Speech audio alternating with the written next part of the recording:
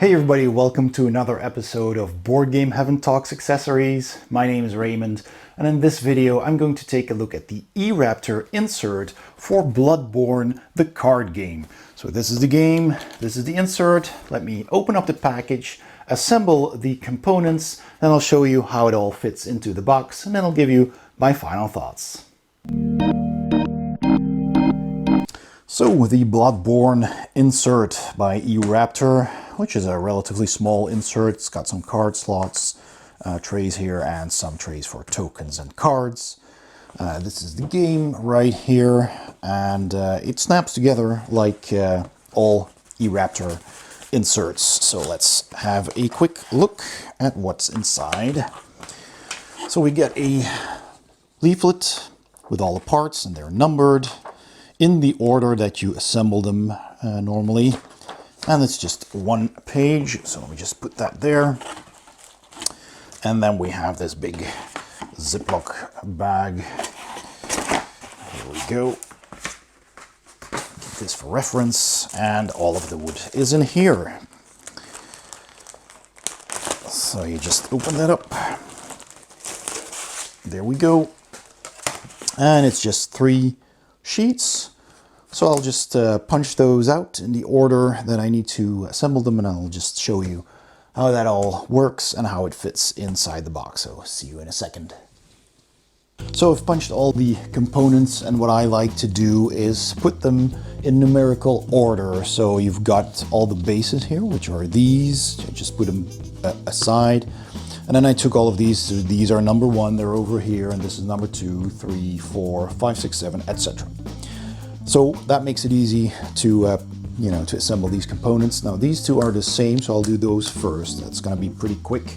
So you take 2 of these, which are number 1, and these just sit in here basically. Maybe you could lift it up a bit because they are a little bit longer than the base. So they just sit in there, and then you take numbers 4 and 5. So 1, 2, 3, 4. So you've got several of those. I've got 3 of those. Hang on. So 4, 4, 4. Oh, it's only in the back, so this one also has a number 4. Right. All right, and then you just put them into their slots, making sure that you have these hook into these because they keep them in place. And then you just click that in, and now everything is kept in place. Still a little bit wiggly because we still need to put in the front. So I'll do this one as well. So this one also has these sides, and then one of these.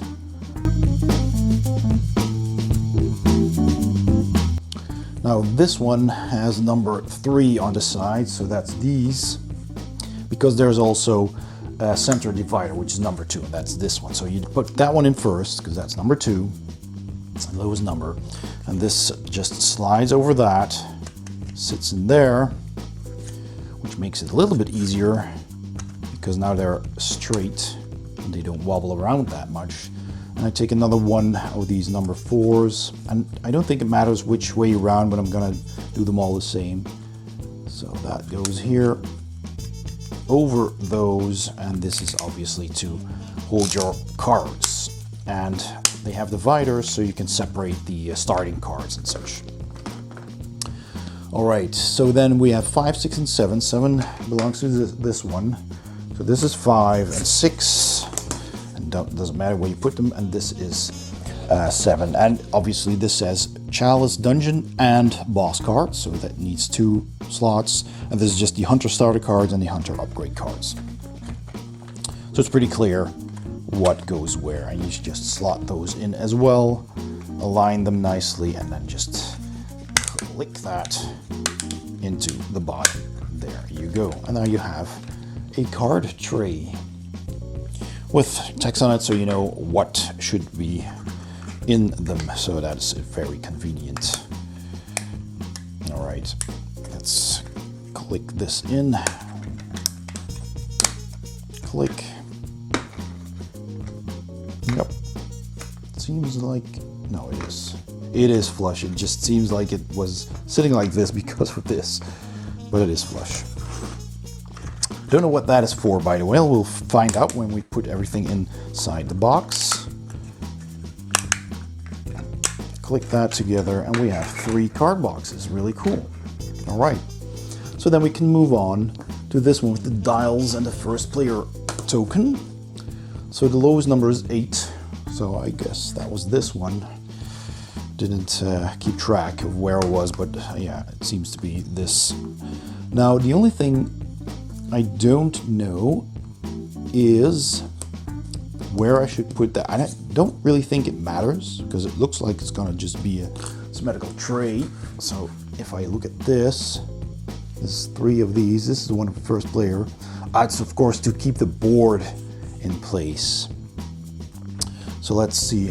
And in the picture, the text is like horizontal, and here it's if I put the tray like this, it's vertical, or however you want to put it, but it's different. So if the dials is a smaller tray and the first player is down here, then I'll put the raised areas on that side. And I think you can't do it any other way either, because this side and this side are obviously different because of the different slots. So that should also have raised bits. So let's see. Well, I don't know if this is the right number. That was 8, so we have 9. So 9 then should sit here. Just don't know exactly how. I'll have to try that out. So I guess, no, it can't fit that way. It should be like this, I guess, because this has a notch for the wall. I think that does make sense, because then we have 10, which is this one, that goes like this. See? And that means that the dials will have an opening here to take them out, which is pretty clever. Nice to read. So this just slides in like this, and then you slide it in here. All right, so now I have this and this over here, so the board will probably sit on top of that. Okay, so then we've got 11 and 12 on the sides. So this is 11, it's the taller one, which makes sense, which goes here. Just click that in. Yeah, I thought that was gonna happen, but that's gonna be a problem of the past. Once I put this one in place, there we go. That looks like that should be how it's assembled, and then this goes here. That's number 13, and you align that and click that in place. And I have this tray with a lower area and a raised area, which looks pretty cool. All right. That was this one. Then I'll do this one with the Blood Echo tokens for the 1 and the 5 denominations, which are in there. These are the bigger discs. And the lowest number here is 14, because we ended with 13. So that's this one. That goes here. So that's 14. And you can only put it with this side here because the notch is asymmetrical. So you can't go wrong there. That is a good idea. That always helps when assembling. If you can only put it on there in one possible way, then you can never go wrong. So then we got 16, which is these smaller ones, and they just sit in front of those walls. So you just slide them in. And 17 is the middle, another one that just sits on the bottom. Now we got 18 in the front. So that was this. And the raised areas here, again, you can't do it any differently, because then I guess it wouldn't fit. Well, maybe it would, but in this case it makes sense to have the raised area over there, of course. So that sits, this is a bit trickier. That sits over these notches and keeps those loose walls that we placed in number 6, I believe, 16 in place. So there you go. As you can see, that holds these in place as well. And then lastly, and this is probably where you put the bigger cards, the monster cards on top. Yeah, see, final boss cards, it even says so here. So that is pretty cool. And I'm gonna do that with the text on the inside, because then we have all the text there. Looks better. All right, so another tray done. That's pretty cool. All right, so we have that. I guess that's gonna sit like this in the box. And then this one will be maybe, I don't know, we'll figure it out. And then we have these for the dice and the beasts, humanoids and kin for the tokens. So then we have 20, that's this one over here, again a taller wall. 21 is on the left lower wall. Then we have numbers 22, that just sits in the middle, the dividers. And then 23 is both these, and they're the same, so they just sit with the taller part on that side. And now I have to wiggle these around a bit so I can catch these in the slots. That's a bit tricky when holding it up, but yeah. Okay, there we go. There you go. And then this goes in here, which goes a lot easier because they're held in place now. And there you go. All right, let's see how that all fits inside the box. All right, so first of all, the insert that comes with this game is actually a pretty good insert, which, you know, much to the credit of Kman, who published this. Usually what I am used to from their games, you get a cardboard box and with some plastic inserts for miniatures, because they usually make miniatures games, and those plastic inserts do have spots for cards, but they never fit. There's never enough room. When you sleeve them, it doesn't fit anymore, but this actually does fit sleeved games, and there's room under here as well for the rest. I already put some here. I didn't sleeve them all yet, but there is actually enough room. Just you can't sleeve these because that won't fit anymore. This is just very tight. But I mean, there's just 5 of them, so you don't really need to sleeve these, I guess. But these I'd like to sleeve, and the rest has spots. But the thing is, you know, taking these out is easy enough, but these are it's a bit annoying. I don't like putting them back either, you know, sorting them like this neatly so it all fits. And this is my biggest gripe here. If this was, there's enough room here. If this was a big pocket where you just toss them in, problem solved. But this is just annoying. And you can't pass it around. You have to pass around the entire box if you want to keep them in there. And I'd rather have something like this to pass around. So anyway, it's not a bad insert, but if you want something more convenient, I suggest doing this. So it's very simple. This has the dials. So you take all the dials, just put them in there. This last one is always tough to get out. So yeah, there you go. Dials go in here. And first player marker, this one just goes in here. Put it in there. That's fine. And then that's that, basically. Now you got the Blood Echo tokens. So we have the big ones. If I'm careful, I can get them at once.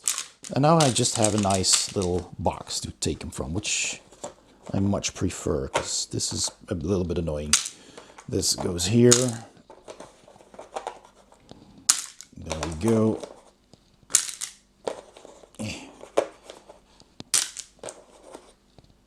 I mean, that looks great. You can just pass this around. And then you have these final boss cards that you can just put on top. Look at that. It's a little bit too big, actually. But on the other hand, you can flip them up that way, which I guess is also easy. Oh well. So yeah, works. It has a little finger hole here, so you can pick them up like that as well. So yeah, that's nicely covered. Then we got this tray, which has all of these. So let's see. What was kin again? I keep forgetting. So let's see. I'll just put these here, and these here. So yeah, your token boxes and the dice go here. So you got that. Okay. So then the cards. These are the starter cards, and they just go in here. And I've sleeved these, and as you can see, plenty of room. Plenty of room. Easy to pick up and take out. You can put this on the table, pass it around. Same goes for the Hunter upgrade cards. Just shuffle that deck, just keep it in here and just, put it like this and then draw a card every time you need to draw one. And this one has the Chalice Dungeon and the boss cards, the smaller boss cards, with, again, plenty of room to sleeve them. So, let's put them in the box. So, you can put this here, you can put this here, and this here. And then you put these trays in flat. So you put them in like this. There you go. And the thing helps as a handle. You can take them like this, of course. That works too. But this is mainly to keep these boards, these player boards, in their spot. So it sits against this, and this. So there you go. So everything here is now covered. Won't fall out if you store your box vertically. And it's kept nicely in place. So that's pretty cool. Just put the rule book on top of all of that.